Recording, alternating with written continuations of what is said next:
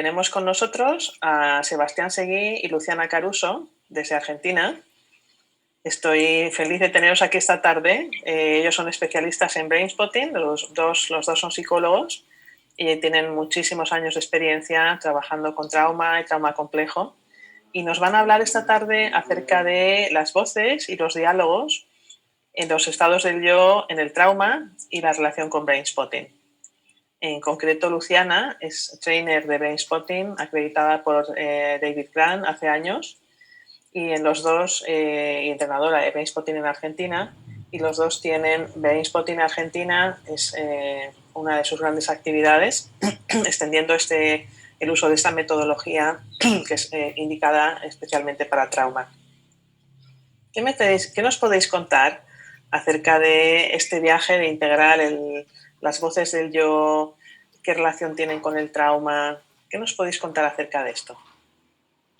Justamente esto que vos acabas de decir, que es un viaje, ¿no? Un viaje hacia adentro, hacia la historia y hacia la reflexión y hacia el encuentro consigo mismo.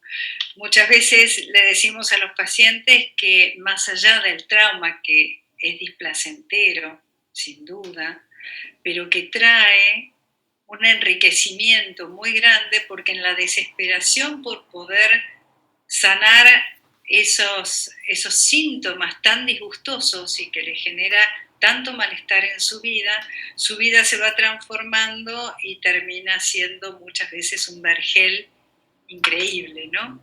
¿No, Sebas? Eso y esto creo. Que vos, tal cual, y esto que vos estás diciendo, los seres humanos nos construimos en los vínculos tempranos. Y un poco el título de esta charla sobre las voces, que es la internalización de estas relaciones, de esas danzas tempranas que se van internalizando y obviamente montados en un sistema biológico, ¿no? De respuestas preprogramadas y esto vinculado a la supervivencia. Entonces, este viaje que decía Lu es un viaje de autoconocimiento, es un viaje de transformación al mismo tiempo, ¿sí? Y bueno, y esto es lo que a nosotros nos motiva y nos genera tanta pasión en nuestra labor profesional. Cada ser humano a lo largo de su vida va teniendo distintos traumas, distintas situaciones que le cuesta digerir. Algunas más grandes, de mayor magnitud, y otras menos.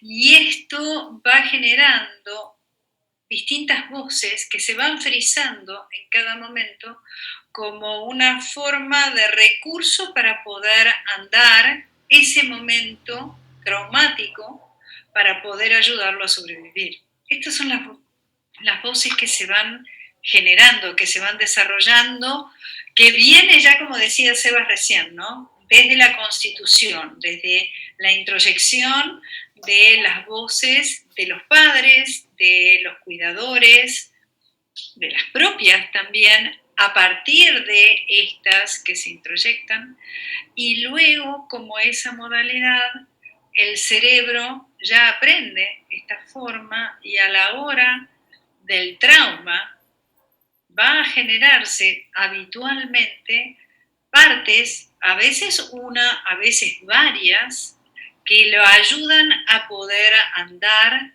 y sobrevivir a esa situación tan displacentera, ¿no? Todas las personas tenemos lo que llamamos estados de yo o partes, porque el sistema biológico está constituido por partes. El cerebro tiene diferentes estructuras, las mismas células son diferentes partes que funcionan en una totalidad. Y entonces, cuando se introduce el lenguaje, también estos sistemas de partes funcionan con determinada independencia y coordinación también, obviamente. Y nosotros con Luciana hablamos de un sistema operativo biológico al cual se montan estas voces, estas interiorizaciones de los vínculos, que como decía Lu, familiares, tempranos, pero también la cultura, ¿sí? Digamos, diferentes atravesamientos culturales que van conformándonos, ¿sí? Entonces, cuando trabajamos en la clínica con las personas que que han tenido situaciones traumáticas, estas partes, estas voces, suelen presentarse de una forma más impermeable, o sea, como si hubiera una membrana que fuera más rígida y la coordinación y el trabajo en equipo fuera más difícil de conseguir, ¿no? Y entonces ahí es donde los terapeutas de trauma intentamos provisoriamente transformarnos en un director de orquesta y luego intentaremos que esa persona se transforme en el eje de esa armonía interna, de esa coordinación y esa coherencia, ¿no? Sí, te estaba escuchando esto y estaba pensando que no solo somos el director de orquesta, sino también que muchas veces vamos ayudando a encontrar a cada músico, ¿no? A ayudar a la persona que pueda encontrar a cada músico interno que tiene cada uno su instrumento y a que pueda entender quién es quién, ¿no? Porque la persona se ve abrumada por distintas voces, distintos pensamientos serían, o distintas emociones en contradicción muchas veces. Quiero ir para allá, pero en realidad termino yendo para allá. ¿Qué me pasa? No me entiendo, ¿no? Estas son las argumentaciones. O, como lo vemos habitualmente, y seguramente, Cris, a vos también en tu práctica te debe pasar, personas que vienen con síntomas físicos muy rígidos también, con enfermedades crónicas, muchas veces, que son voces del trauma, ¿no? Son partes del trauma que quedan frisados en el cuerpo, sin llegar a tener pensamientos desarrollados. Sí, se manifiestan esos pensamientos a través de lo que esa dolencia les hace pensar de sí mismos, ¿no? Es muy interesante esto, como un dolor de cabeza, una migraña constante, crónica, hace que la persona se sienta, por ejemplo, un inútil o una persona que está marcada de por vida. Y estas son creencias muy determinantes de trauma. No sirvo, no valgo, estoy marcado de por vida, que se van manifestando de distintas formas, ¿no? Y muchas veces también el trauma tiene esta versatilidad, por llamarlo de alguna manera, que una voz se acalla pero se transforma en otra, ¿no? Y a veces también tenemos que ser lo suficientemente sagaces como para darnos cuenta, junto con la persona que está trabajando, decir, che, pero esto se parece a aquello, ¿no? Tiene la misma creencia, tiene la misma emocionalidad, hasta tiene la misma edad. ¿No será que se transformó y trocó en esto? Como para poder seguir manteniendo una experiencia que lo ha salvado y que no quiere dejar de estar por miedo a sufrir. ¿No? Seba, a vos te ha pasado esto también, creo que lo hemos hablado. Y sobre todo lo que estabas diciendo, me estaba escuchando esta parte que decías, lo del cuerpo, ¿no? Muchos traumas son preverbales y estas voces son voces que se manifiestan corporalmente, ¿no? Esto se ve mucho en trauma preverbal. Entonces, es muy importante poder permitir que esa voz pueda tener interlocutores, ¿sí? Y que pueda contar su historia, ¿no? Que gradualmente, bueno, esto diríamos, pasar de una reacción más de la amígdala, más de supervivencia, a un procesamiento a través por el hipocampo y estructuras más frontales, ¿no? Del sistema. Entonces, lo que intentamos es que esa voz tenga una manera de manifestarse en la relación terapéutica y poder contar su historia, ¿no? Poder armar este rompecabezas de la historia. Sí, sí. Mientras te estaba escuchando, estaba recordando que en el grupo de WhatsApp que tenemos de Brainspotting, todos los entrenados terminan después formando parte de un grupo de WhatsApp donde ahí se van haciendo preguntas y vamos respondiendo, y en las supervisiones también surgieron el tema del tinnitus. ¿Viste, Seba, que está como muy en boga en nuestro grupo varios terapeutas que le van apareciendo pacientes con tinnitus o acúfeno. Y justamente el tinnitus o acúfeno es una de estas voces que aparecen habitualmente de una manera, se empieza a tejer preverbalmente. ¿Por qué? Porque es una forma de no quietud, que no tuvo la suficiente quietud, la suficiente tranquilidad, un niño, un bebé, como para poder relajar, y va a lo largo de su vida compensando con contracturas musculares que terminan siendo prácticamente estructurales de esa persona, hasta afectar el nervio auditivo y terminando a determinadas edades con un pitito que los va a perturbar de manera crónica. ¿Sí? A veces hay desencadenantes, pero habitualmente comienza a aparecer de una manera muy paulatina, y cuando empezamos a tirar del violín para atrás nos damos cuenta que está centrado en los maxilares, que siempre ha bruxado, que siempre ha tenido problemas en los hombros y problemas en las cervicales, y por supuesto termina también teniendo una reacción en las lumbares, porque, ¿no? Todo esto porque partimos de un trauma de apego, donde esa mamá no pudo maternizar de una manera tranquila, dando paz a ese bebé, donde pudiera relajarse y toda su estructura, todo su cuerpo pudiera estar relajado. Esto es lo que me recuerda cuando hablábamos de aquellos términos como corazas corporales, ¿no? Claro. Uno va armando corazas, que son las formas de afrontamiento de las situaciones ambientales que nos tocó vivir, ¿no? Que algunas veces son muy extremas, ¿no? Y estas corazas, estas manifestaciones que hablaba Lu, ¿no? Este cuerpo que se va rigidizando como respuesta para encontrar un nuevo equilibrio, ¿no? Porque en realidad nosotros vemos a estas voces todas con una función positiva, ¿no? Y acá entendemos la funcionalidad. Allá y hace tiempo la función era la de supervivencia, la de buscar un equilibrio, ¿sí? Y a veces uno encuentra un equilibrio tensando determinadas estructuras y musculaturas. Y esto es importante entenderlo. Y lo que intentaremos los terapeutas es de que pueda encontrar un nuevo equilibrio, ¿no? De una forma contextualizada a lo que está pasando aquí y ahora, no allá a lo lejos, ¿no?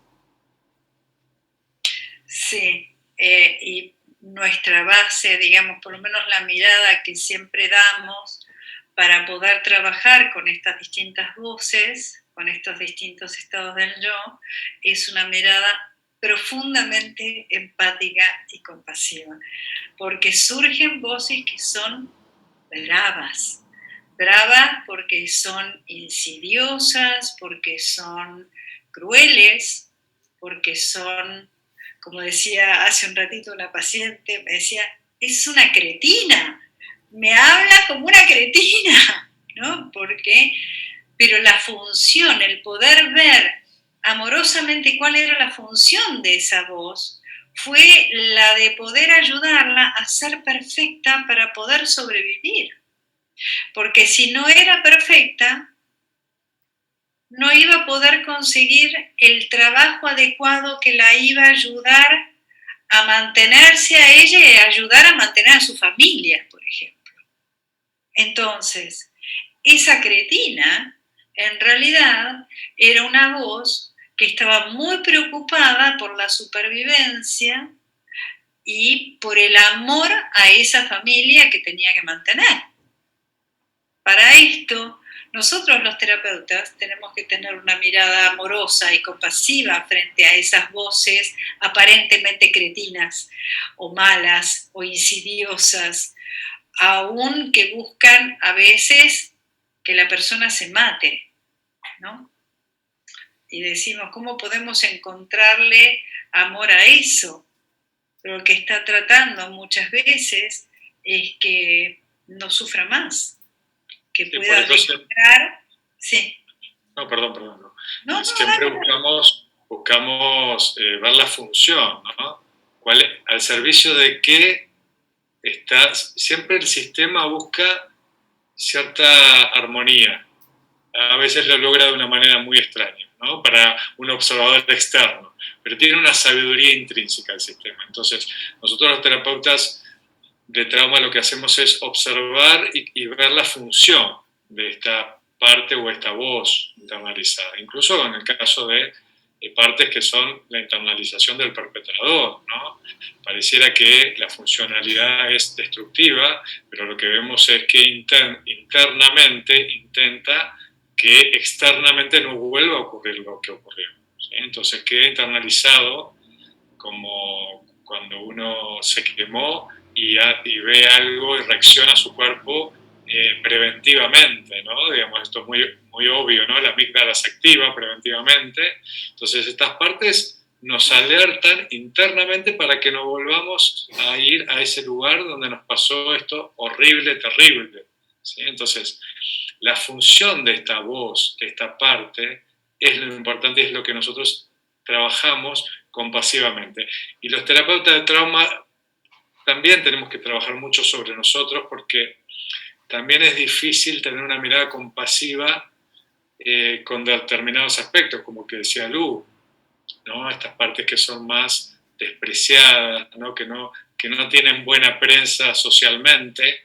Sin embargo, el terapeuta que trabaja con los estados de yo intenta tener esta mirada compasiva y trabajar continuamente sobre sí para poder abrazar a todas las partes que están internalizadas. De uno mismo como terapeuta, porque además es impresionante cuando uno está en conexión con uno, cómo el trauma del paciente y las distintas voces de los pacientes nos van impactando permanentemente a nosotros, ¿no?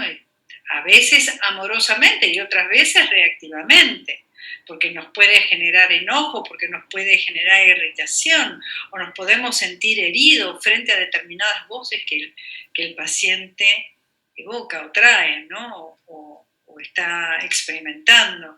Entonces, el poder conocer nuestras propias voces es fundamental a la hora de poder acompañar mejor, ¿no?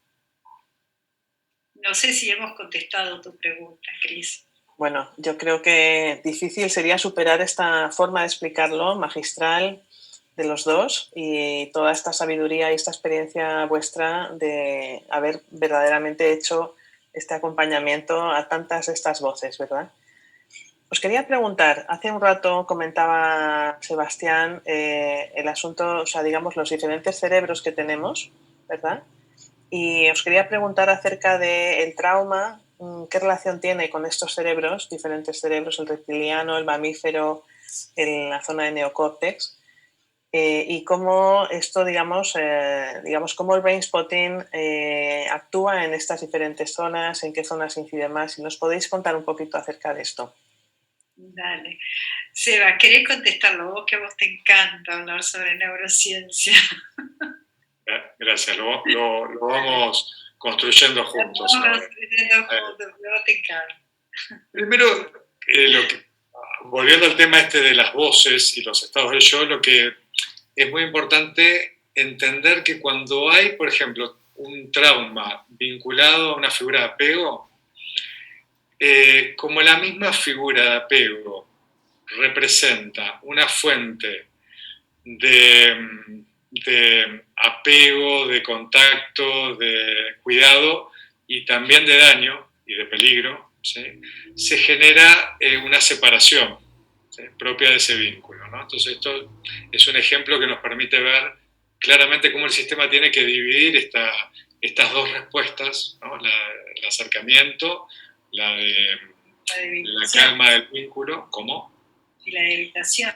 Y la evitación, ¿sí? Entonces, cuando vos decías, Cris, esto de las respuestas, ¿no? De los cerebros, nosotros tenemos las respuestas frente al peligro o a la amenaza, que pueden ser de huir, luchar o de inmovilidad y posteriormente congelamiento profundo, ¿no? Movilidad tónica. Entonces estas respuestas van a quedar también, como son sistemas operativos biológicos que funcionan en automático y de forma inconsciente, ¿no? Como Porsche lo expresa tan claramente, ¿no? Estas respuestas automáticas que neuroceptivamente se activan con disparadores, ¿no? Entonces, lo interesante es que esto se va a acoplar, estos sistemas de respuesta operativa se van a acoplar en estas voces. Vamos a encontrar que van a haber estados del yo o voces que van a tener acoplados estos sistemas defensivos y van a estar diferenciados, ¿no? La respuesta de lucha o de enojo, la respuesta de miedo, la respuesta de congelamiento profundo y entumecimiento o disociación. Entonces, cada respuesta va a estar acoplada en un estado, o en varios, por supuesto, de estos estados del yo, y se va a ir entretejiendo, ¿no? El sistema operativo biológico, la respuesta de los cerebros, y la internalización social, ¿no? Es como un entretejido muy, donde cultura y biología están íntimamente ligados, ¿no? Es muy difícil separarlo. Cuando vos decís los tres cerebros, sabemos que hay evolutivamente, esto se construye de abajo hacia arriba, ¿no? Esto lo vemos filogenéticamente. Entonces tenemos el sistema reptiliano, que es el tronco cerebral, que es lo primero, y son cuando una persona, ¿no? Un bebé, sufre trauma antes del primer año de vida, sus respuestas biológicas van a estar mucho más enfocadas en este primer sistema más reptiliano, y ahí entonces es más factible que si hay trauma severo se conforme lo que conocemos como trastorno de identidad disociativa, ¿sí? Entonces, a medida que va pasando el tiempo, la capacidad de respuestas con otros sistemas más evolutivos, ¿no? Como es el neocórtex, permiten que se formen respuestas adaptativas más simbólicas, conformándose los estados del yo como los conocemos, ¿no? Como entidades, ¿no? Que tienen edad, que tienen vestimenta, que tienen una forma particular de hablar y todo. A medida que va evolucionando vamos viendo más esta distinción, ¿sí? Simbólica, que tiene que ver con el desarrollo humano también, ¿no? Con el lenguaje, con todos los vínculos que va entretejiendo la propia identidad, ¿sí? Como los espejos en los que uno se va construyendo, ¿sí? Pero primariamente el sistema es muy básico, muy automático, tiene que ver más con el tronco cerebral y estas respuestas bien automáticas. No sé, Lu, si quisieras... No, me quedé como pensando para poder explayarnos, ¿no? ¿Qué pasaba con el trauma y los disparadores, ¿no? Estabas hablando de los disparadores. ¿Qué son los disparadores? Son situaciones aparentemente inocuas que activan el sistema de alarma, el sistema límbico, sobre todo justamente la amígdala, que trae una experiencia emocional que hace toda una activación corporal abriendo un archivo pero sin contexto, con lo cual la persona está en el presente activada por un estímulo aparentemente inocuo de una manera desmesurada. Y esto es donde a nosotros nos da la pauta que hay un trauma previo allí, cuando vemos desregulación en las reacciones de las personas frente a determinados eventos que son nimios o no relevantes, ¿no? En relación a la reacción. Totalmente. Y el trauma produce desregulación. Trauma y desregulación, o desregulación y disociación, van de la mano. Y cuando estamos desregulados, el sistema se fracciona y funciona descoordinadamente, ¿sí? Cuando hay regulación, el sistema tiende a funcionar en armonía, ¿no? El modelo que hablábamos al principio de la orquesta, ¿no? Digamos, del director de orquesta, ¿sí?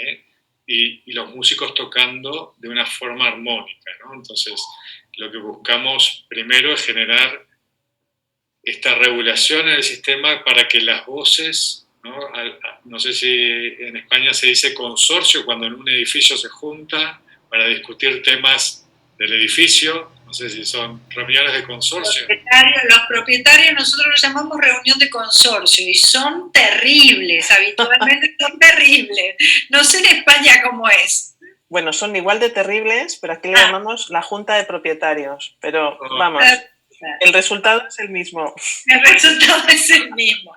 Bueno, nuestra función sería poder ayudar a que esa reunión de consorcio termine pudiendo escucharse y llegando a buenos acuerdos.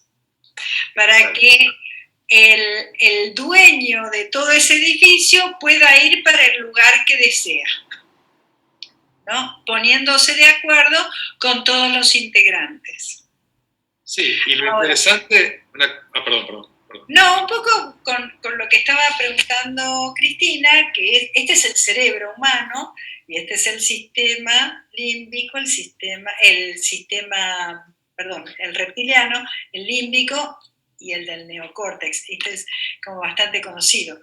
Bastante simple, de una manera simple, sería un disparador impacta en los sentidos y toca la amígdala, ¿sí? Y va a tocar esas cápsulas que están frisadas dentro del cerebro, pero el hipocampo no hace contexto. Y la terapia lo que va a hacer es tratar de que ese hipocampo empiece a contextualizar lo que la amígdala está recordando. Cuando puede empezar a contextualizar, o sea, hacer puente, empezamos a hacer puente entre la reacción y ese archivo que todavía no tiene aparentemente forma o no tiene conexión. Entonces vamos generando ese puente para que la persona pueda entender que cuando está viendo una cucaracha y está reaccionando como si fuera un tigre hambriento, en realidad pertenece a la reacción de este archivo que está acá, que cuando lo unimos sí tiene coherencia. Acá sí era un tigre hambriento, acá es una cucaracha, pero acá es un tigre hambriento, acá sí era un tigre hambriento.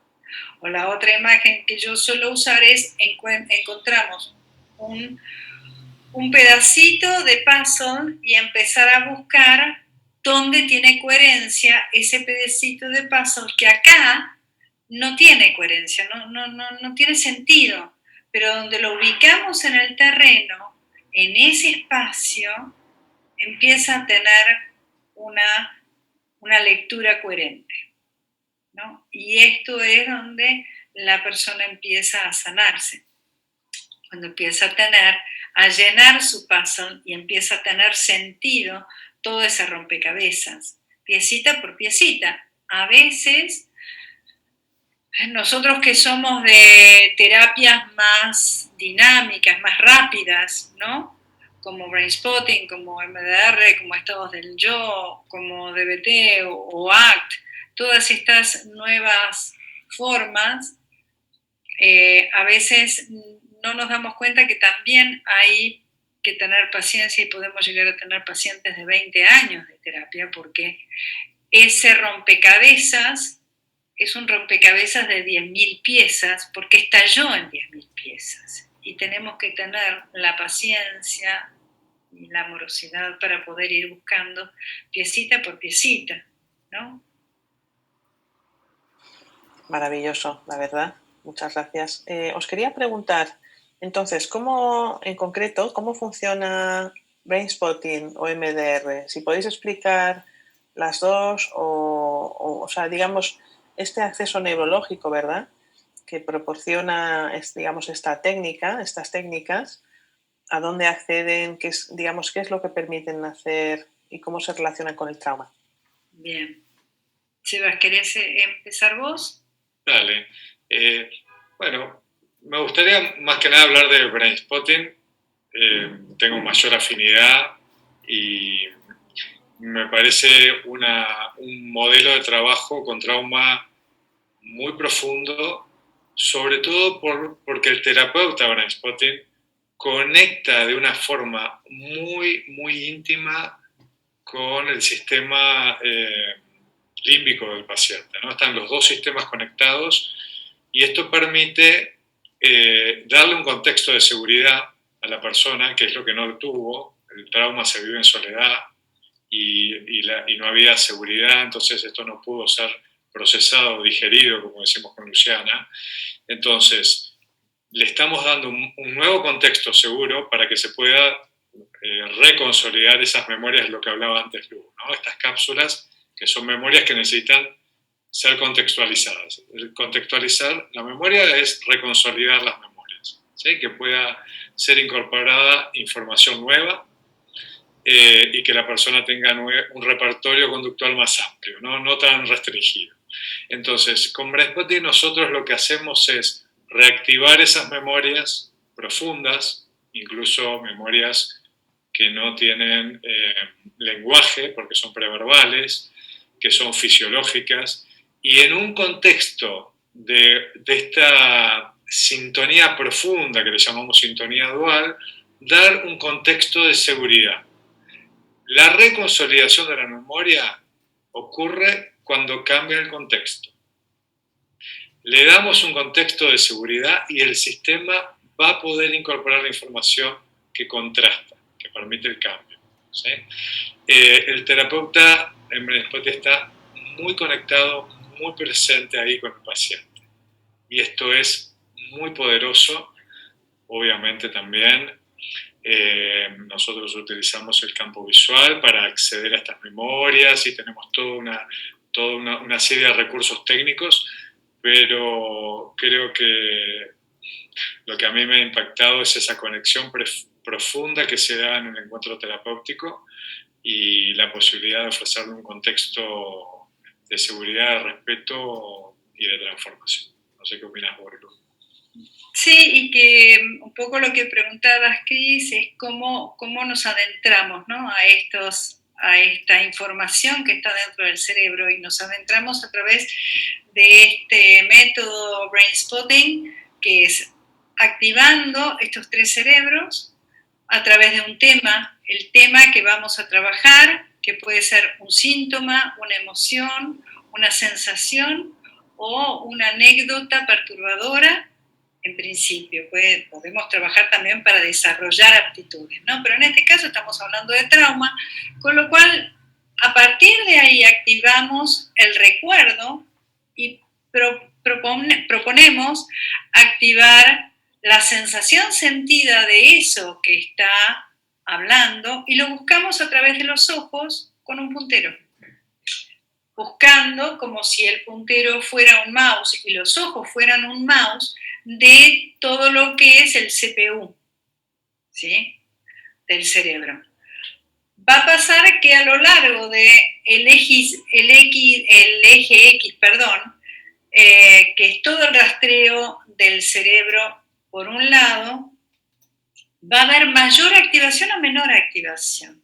Hasta los pacientes se van sorprendiendo cómo al pasar por el lado derecho, el centro o el izquierdo, va cambiando la variación de su sensación sentida.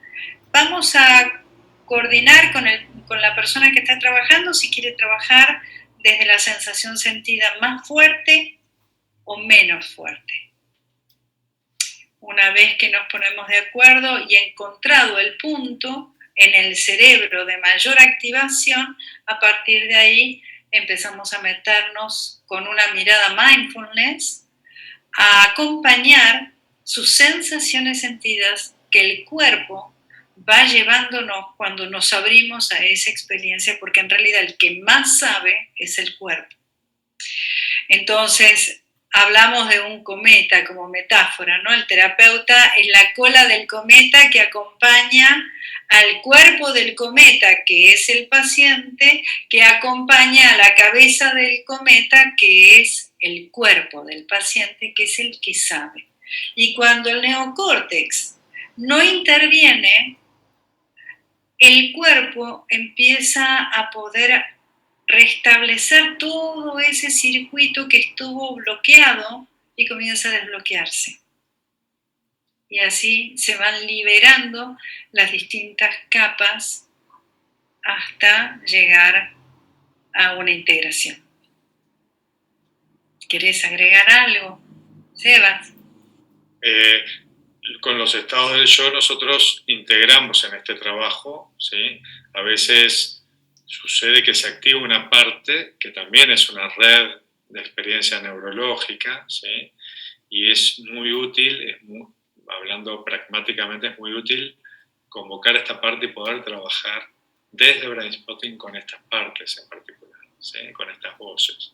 Entonces ahí vamos integrando también diferentes formas de trabajo que permiten, en definitiva, que el paciente pueda transitar esto de una forma más amorosa y que pueda escuchar estas partes que hasta ahora no habían tenido lugar, ¿no? Por eso decíamos lo del consorcio, ¿no? Digamos, a veces hay voces que se escuchan pero no se ven, o sea, se siente que están ahí hablando o haciendo ruido, pero no las vemos, ¿no? Entonces, lo primero es poder reconocerlo, ¿no? Entonces ahí vamos trabajando desde Brainspotting también con estos diferentes estados del yo también, ¿sí? Sí, te estaba escuchando, Sebas, y nosotros nos ponemos así como bastante pesados, vos y yo, en esto, pero no importa. Seguiremos siendo pesados, será nuestro leitmotiv.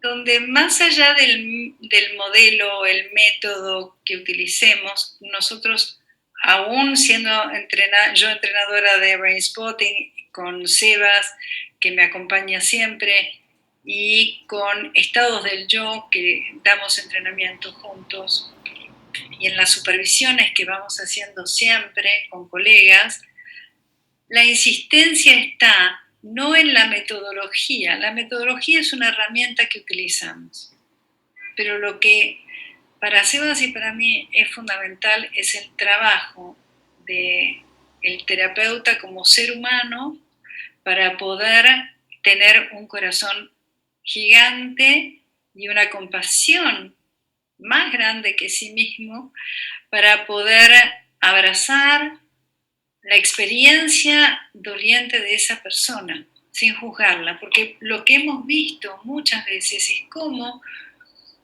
el terapeuta, sin darse cuenta, interfiere en el proceso de integración de esas partes con la persona, porque tiene una mirada crítica, una mirada no empática frente a estas distintas voces, ¿no?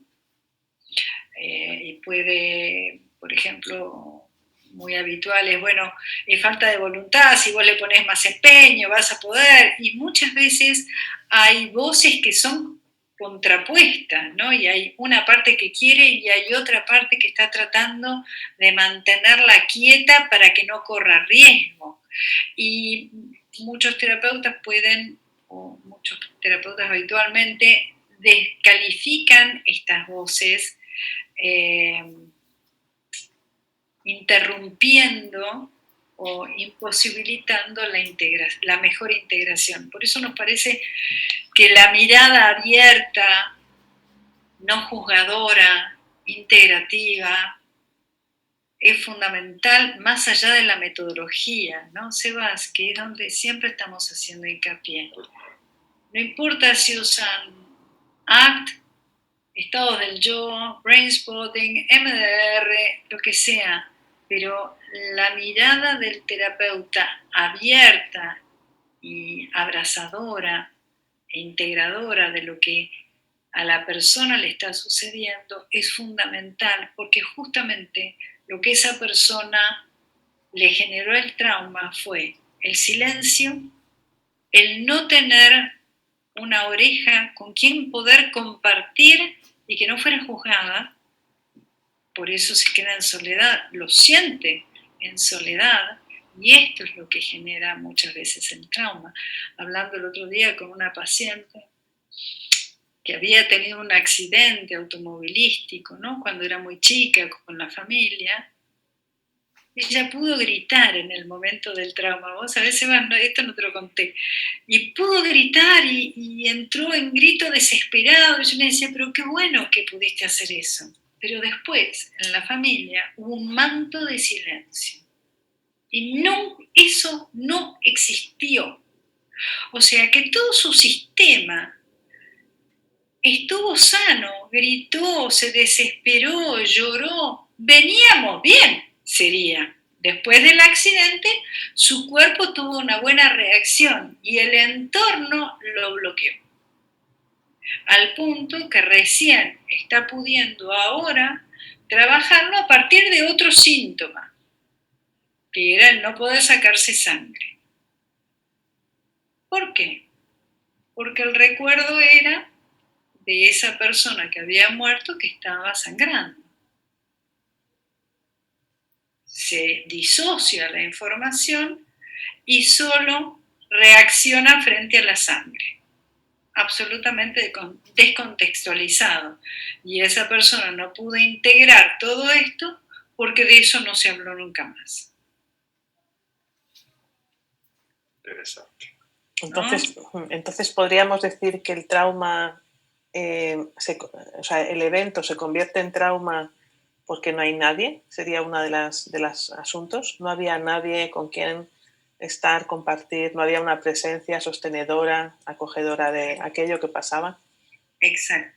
El trauma, la situación traumática no es por la situación per se, sino por todo lo que lo rodea a posteriori.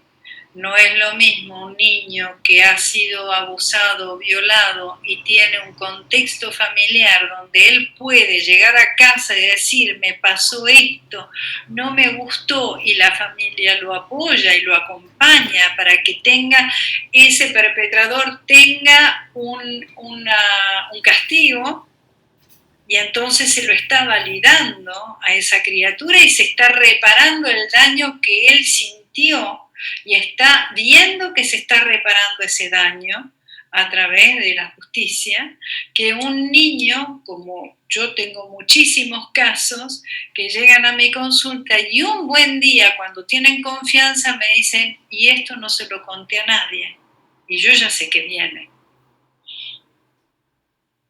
Y a lo mejor son mujeres y hombres de 40, 50, 60 años que jamás pudieron contarle a ninguna persona que cuando tenían 5, 6 o 7 años fueron abusados, violados. Y se lo han guardado porque no encontraron un contexto seguro y validante. Sí, y yo te diría, Lu, que también la interiorización, ¿no? Porque no es lo mismo, obviamente hablando de niños, por supuesto que es fundamental las personas, los otros que lo validen, como dijo Lu. Pero también la interiorización, porque si nosotros tenemos un progenitor amoroso, ¿no? Como siempre recuerdo palabras de Alice Miller, ¿no? Esto de un testigo amoroso que está internalizado, también nos va a permitir una cierta resiliencia, esa experiencia internalizada. Sería como el backup positivo, así como tenemos memorias que tienen que ver con el sufrimiento y con la supervivencia, también hay memorias que son la internalización de vínculos tempranos, amorosos, saludables.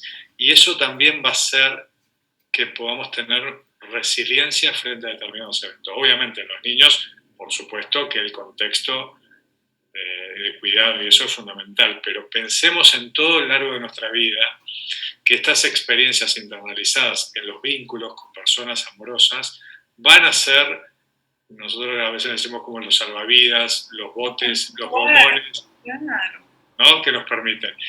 Y otra cuestión también es que nosotros mismos, sobre todo cuando ya tenemos una conciencia más construida, ¿no?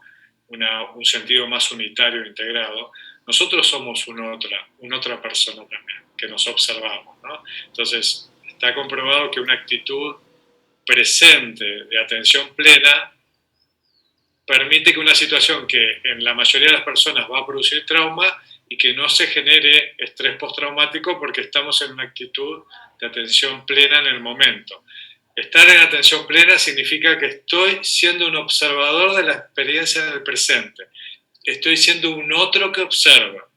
Entonces, obviamente en niños es muy importante que haya un adulto que cuide, que valide la experiencia de sufrimiento, pero también la internalización que hubo previa, abuelos, tíos, familiares, escuela, terapeutas, son internalizaciones de otros estando ahí validando esa experiencia.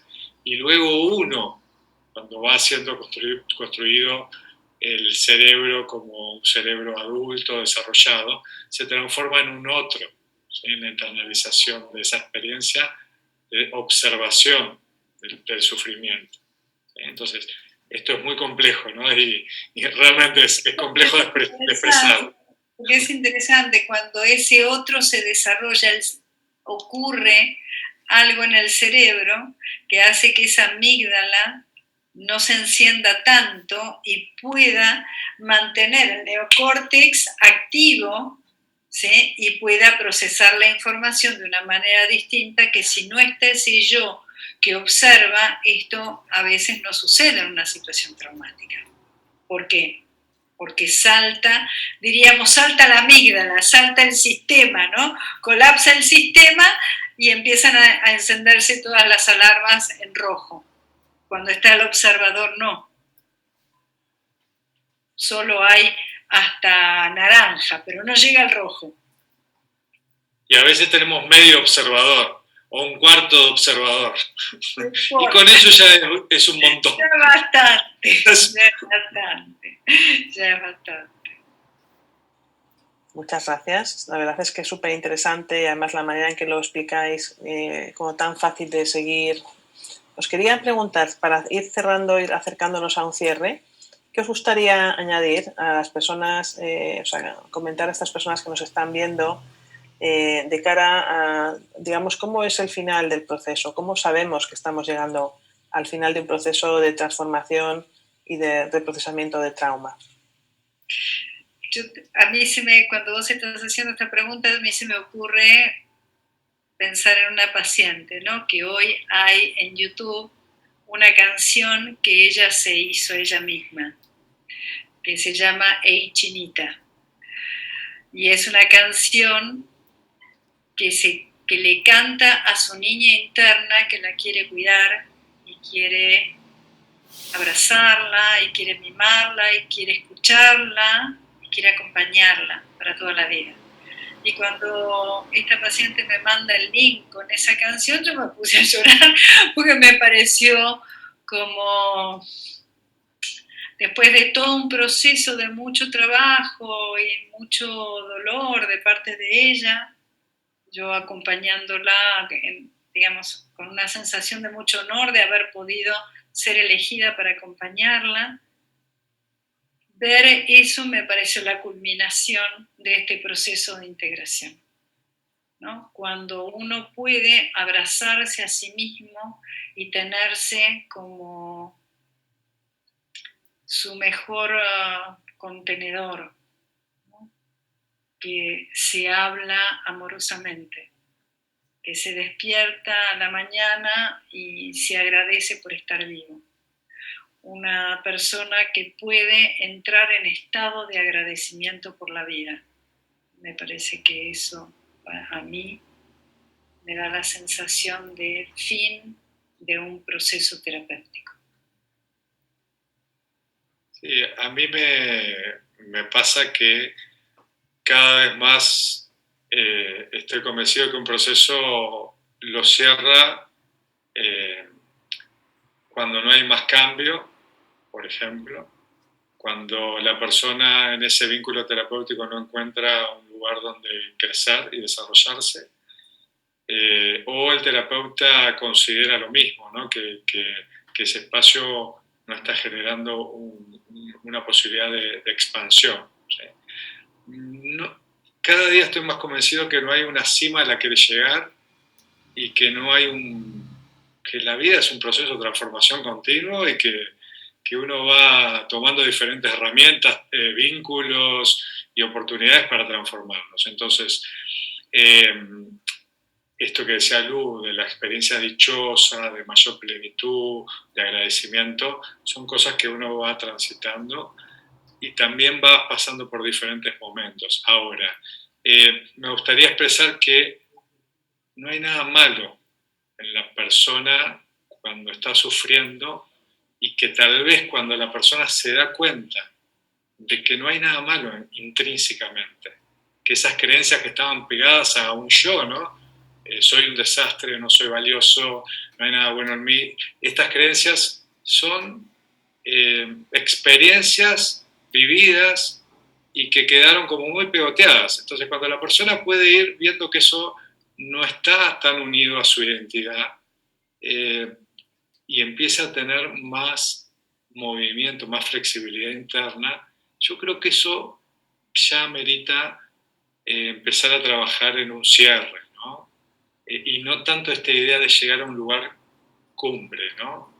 Cuando llegamos acá está esta idea como de perfección, ¿no? Sino más bien que la persona pueda hacer la despedida de la terapia como también como una forma de aprendizaje, porque en la vida estamos todo el tiempo aprendiendo a soltar, ¿no? Y a transitar la pérdida, ¿no? Entonces lo tomaría como cuando cerramos, cuando establecemos que la partida del proceso terapéutico es una experiencia de cierre de aprendizaje de tantas pérdidas que tenemos en la vida, ¿no? Incluso de la pérdida de tener una infancia feliz o haber tenido una vida siempre plena, ¿no? Digamos. Entonces, creo que esto sería mi forma de cierre, ¿no? Cuando la indicación sería cerrar para aprender que eso es parte de la vida, es soltar. Sebas, pero coincidimos en que el trauma se sana, ¿no? Sí. El trauma se sana. Las experiencias que antes nos provocaban malestar, trabajadas y procesadas, se transforman en el lugar de gozo, de dicha y de amplitud. Hay transformación. Sí. ¿No? Y esto me parece que está bueno porque quede como un eco de esto. Y luego el trabajo de uno, del día a día, de poder, por las distintas crisis de vida, porque la vida es un permanente transformarse y nuevas crisis y nuevas transformaciones, ¿no? Y entonces a los que nos gusta transformar y vivir cada día mejor, es inacabable, pero el trauma se sana, ¿no? Digo, como un mensaje de esperanza, ¿no? Sí. Trauma se sana. De la esperanza es una de las primeras cosas que uno empieza a construir en la relación esa, que permite que la persona pueda sostener ese trabajo que a veces por momentos es arduo, pero que le permite esa continuidad requerida. Entonces, es muy importante esto que dice Lu, de la esperanza y, bueno, en nuestra propia experiencia, ¿no, Lu? También de haber trabajado temas personales y haber logrado transformarlos, ¿no? También eso. En eso los dos, por suerte, sabemos que podemos, que todo lo que decimos es porque lo transitamos, ¿no? Claro. Siempre nos hemos tirado en el río a nadar, aunque el agua estuviera helada. Sí. Muchísimas gracias, Luciana, Sebastián, por esta aportación tan hermosa, tan llena de verdad, con esta contribución también personal de vuestra propia vida, de vuestro propio transitar, que suscribo. Yo también he hecho mi propio transitar y me llevo a formarme como terapeuta, a formarme, a especializarme en trauma, a especializarme en brain spotting, a hacer esa reunión de junta de vecinos, ¿verdad? Y a, digamos, llegar a un entendimiento y a un conocimiento interno de todas esas partes y todas estas dimensiones del yo que nos componen, nos componen a todos, ¿verdad? Todos tenemos esto. Y se trata de ese... Diciendo que eso es una maravilla, un tesoro, ¿no? Que uno tenía, que se transformó en oro.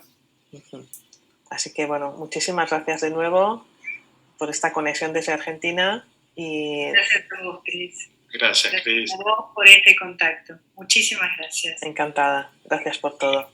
Gracias. Buenas noches.